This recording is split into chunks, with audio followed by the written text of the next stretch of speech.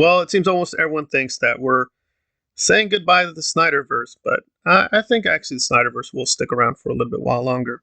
But there's no doubt the crown jewel is usually considered the Snyder Cut itself, and I am a supporter of Zack Snyder, but I'm not uncritical. And on the other side of the table is a very visceral, I don't want to call him critic, but someone who doesn't like Zack Snyder, Mauler, and his infamously long video against the Snyder Cut.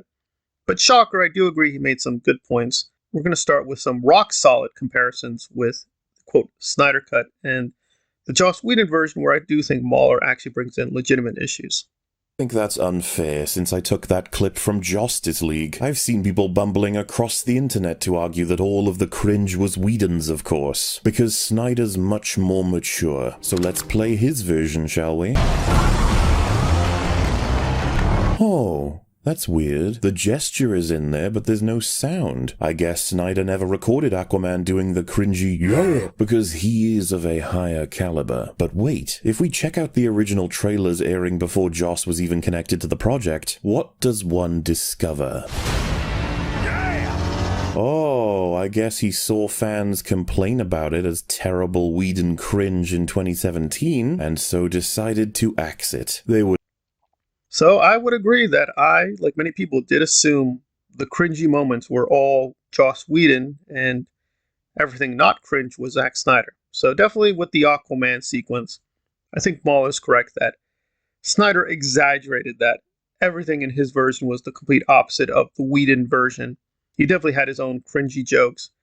And his characterization with Aquaman, I would agree, is somewhat erratic. So I think Mauler made a perfectly valid point that some cringy elements were properly Zack Snyder's, but then he generalizes that everything cringy was Zack Snyder. I don't think that's true, but definitely the Aquaman sequence is very, very problematic. And then he moves into the alleged better parts of Joss Whedon, that we get better characterization with Aquaman. I think he kind of missed the point of the scene.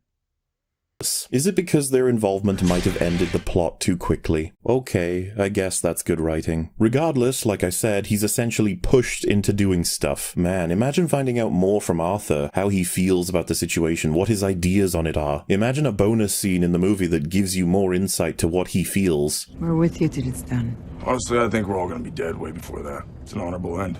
But we gotta shut Steppenwolf down. I know we went to war with the Amazons, but that was before my time. And you know what? I don't want to die. I'm young. There's shit that I want to do. I've been alone my whole life. But being part of something bigger like this. This tells us something about him, whether cringy or not. Well, I think he kind of missed the joke that, well, Aquaman is sitting on the lasso.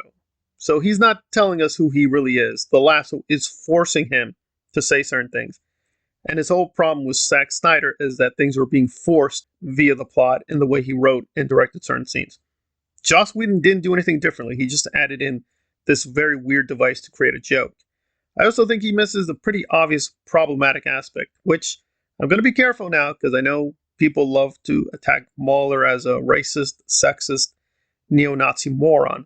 I actually don't disagree with that description, by the way. I do, however, want to bracket the politics. But in that scene, I'm pretty sure Aquaman directly tells Wonder Woman he wants to have sex with her. I'm not joking. That's in the scene. Mauler cuts that portion out to focus on the heartfelt confession. But that was a really bizarre moment where Whedon wanted to add this weird sexual joke through the lasso. So is it a great character building moment? No.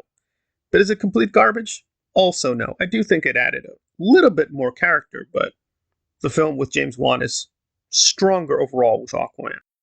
Snyder, bizarrely, tries to have him generate some drama with Cyborg where he believes he might be working for the enemy. Hey, you know a lot about these boxes. Makes you think. No, you're trying to say something. Oh, I'm saying it. How do we know you're not working for them? Did they forget that Aquaman knows Cyborg rescued all of the people Steppenwolf wanted? Do they remember that Aquaman knows he saved the Justice League from drowning? He's provided the main item the enemies want to this group himself. Is this just a random line to make it seem as though there's drama because a successful film did that as well? I do think the Snyder version did add in an unnecessary conflicting moment with Cyborg, and some of the jokes and some of the dialogue is not strong. So I would agree that's legitimate to complain about. Different than the Whedon version. But I think Mauler is against skewing things that Whedon admits that he's not the best person with the DC characters. He really only knows Batman.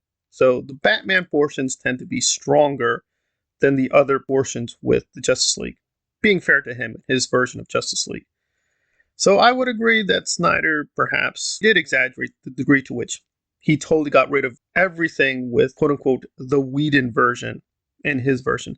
I don't see any evidence that he stole from Avengers in particular.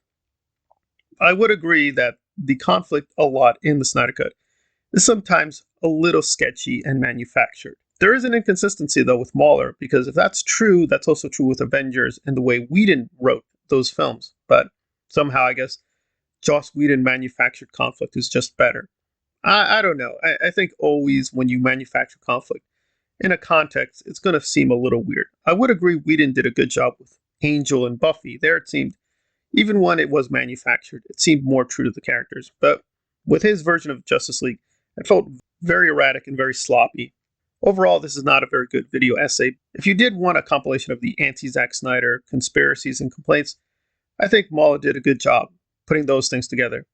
The video essay itself is kind of weak and deserves a downvote, but if you did want a compilation of all the complaints, he did provide that.